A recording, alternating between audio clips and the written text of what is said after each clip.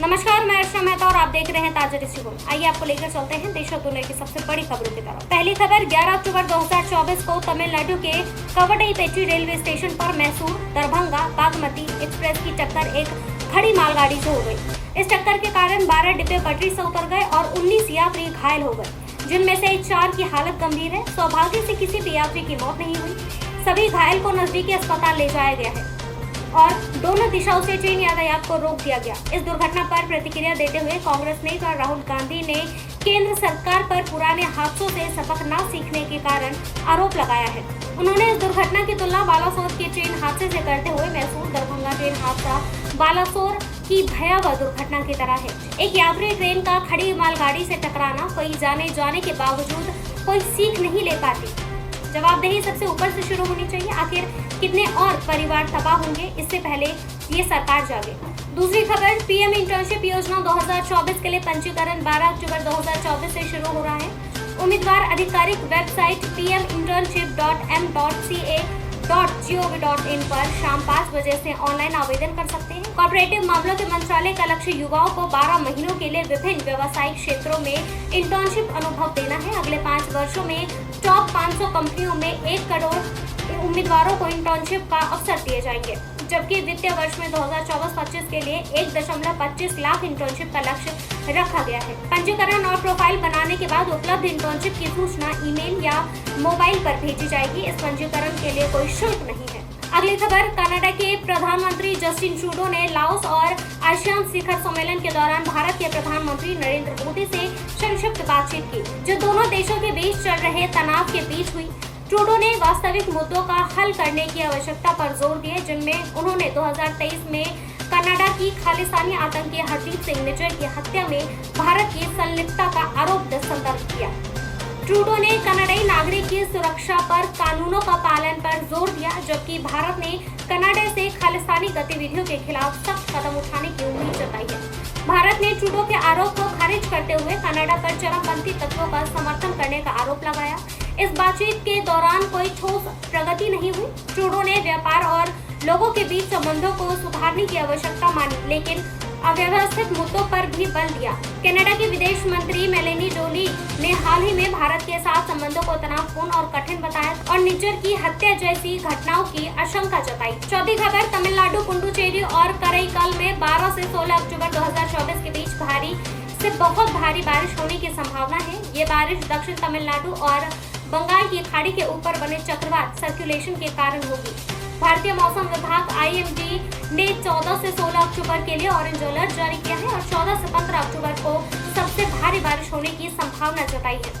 कई इलाकों में पहले ही बाढ़ जैसी स्थिति उत्पन्न हो गई है, जिससे सड़कों पर अवरोध और बिजली कटौती। तिरुनेलवेली और तेनकासी जिलों में भारी बारिश हुई और आने वाले दिनों में और भी भारी बारिश की संभावना है। तमिलनाडु के लिए उत्तर पूर्वी मानसून जल्द ही आने वाली है और राज्य की कृषि के लिए बेहद महत्वपूर्ण है। ये मानसून अक्टूबर से दिसंबर के बीच राज्य की वार्षिक वर्षा का 48% हिस्सा देता है।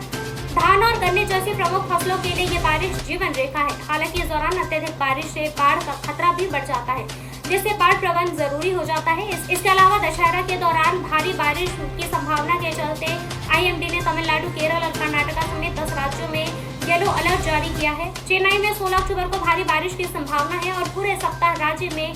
पांचवी खबर, मुख्यमंत्री एकनाथ शिंदे की शिवसेना और उद्धव ठाकरे के नेतृत्व वाली शिवसेना यूपीटी दोनों शनिवार को मुंबई में दशहरा रैलियां आयोजित करेंगी, जिसका मकसद महाराष्ट्र विधानसभा चुनाव से पहले अपनी ताकत दिखाना है। शिवसेना की रैली दादर में शिवाजी पार्क में होगी, जबकि शिंदे गुट का दक्षिण मुंबई के आजाद मैदान में इकट्ठा होगा। गुरुवार रात भारी बारिश के बावजूद और उसमें हुई कीचड़ के बावजूद शिवसेना नेता संजय राउत ने कहा कि रैलियां तय कार्यक्रम के अनुसार होगी। शिंदे का गुट आजाद मैदान में करीब 2 लाख समर्थकों की उम्मीद कर रहा है और इसके लिए 3000 निजी बसें बुक की गई हैं।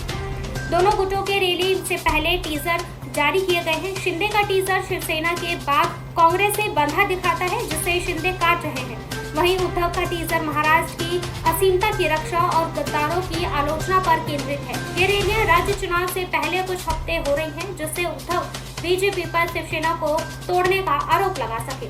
छठी खबर, नाटो नेताओं के बाद अब नेतन्याहू ने अपने सबसे बड़े सहयोगी अमेरिका से झटका मिला है, जो यूनिफिल सैनिकों पर हमलों को लेकर आलोचना कर रहे हैं। अमेरिकी राष्ट्रपति जो बाइडेन ने कहा है कि वो पूरी तरह इजराइल से यह मांग रहे हैं कि वो लेबनान में संयुक्त राष्ट्र शांति सैनिक और यूनिफिल पर गोलीबारी बंद कर दे। पिछले 2 दिनों में इजरायली हमलों के दौरान इजरायली रक्षा बलों में लेबनान में जमीनी आक्रमण के दौरान कम से कम 4 यूनिफिल सैनिक घायल हो गए। इजरायली को यूनिफिल बलों पर हमला को लेकर उसके सबसे बड़े सहयोगी में से कुछ और आलोचनाओं का सामना करना पड़ा। 7वीं खबर, ईरान के सऊदी अरब, यूएई, जॉर्डन और कतार जैसे अमेरिकी सहयोगी खाड़ी देशों की कड़ी चेतावनी है कि अगर उनके क्षेत्र या हवाई क्षेत्र में इस्तेमाल इजरायली द्वारा ईरान पर हमले किए गए तो गंभीर परिणाम का भुगतान करना पड़ेगा। ये चेतावनी तब आई जब ईरान के बैलिस्टिक मिसाइल हमले के बाद इजराइल ईरान के खिलाफ कड़ी जवाबदेही कार्रवाई की धमकी दी। ईरान ने इजराइल के नागरिकों, ढांचों और उन पर अरब देशों में निशाना बनाने की चेतावनी दी है जो इजराइल या अमेरिकी के हमले में मदद करेंगे। खाड़ी देशों में अमेरिकी की सूचना किया है कि वो इस संघर्ष में शामिल नहीं होना चाहते क्योंकि इससे उनकी तेल संरचना और वैश्विक ऊर्जा बाजार प्रभावित हो सकता है। अमेरिका ने ईरान के तेल और पेट्रोकेमिकल उद्योग पर नए प्रतिबंध लगाए हैं जिससे ईरान का मिसाइल प्रोग्राम्स और क्षेत्रीय मिसाइलिया को मिलने वाली वित्तीय सहायता को रोका जा सके। इन बढ़ते तनावों अरब राज्य और इजराइल के बीच संबंधों को ही जटिल बना दिया गया है। फिलहाल के लिए बस इतना ही। देश और दुनिया की बड़ी खबरों के लिए देखते रहिए ताज़ा न्यूज़। हमारे चैनल को लाइक, सब्सक्राइब और शेयर करना ना भूलें।